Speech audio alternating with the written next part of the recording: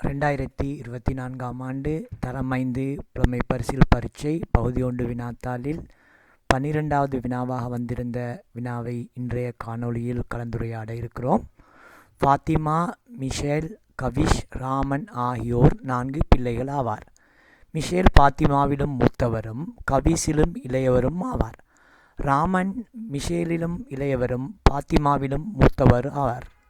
இதற்கேற்ப மூத்த பிள்ளையும் இளைய பிள்ளையும் முறையே யாவர். ஆகவே இங்கு தரப்பட்டுகிற இந்த வினாவை 4 பிள்ளைகள் இருக்கிறாங்க. அவங்களோட வயது சம்பந்தமான வினாதான் கேட்டிருக்கிறாங்க. நாங்கள் ஒரு எண்கோடை பயன்படுத்தி இந்த வினாவுக்கு விடையை காண்றதை பார்ப்போம். ஆகவே முதலாவது தரப்பட்ட தகவல், மிஷேல்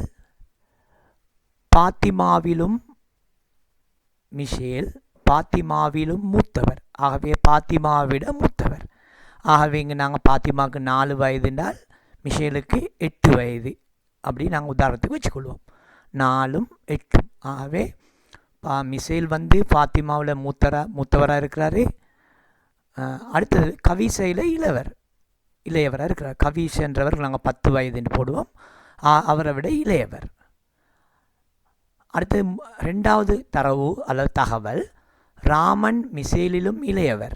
மிஷேலை விட இளையவர். ஃபாத்திமாவிலும் மூத்தவர்.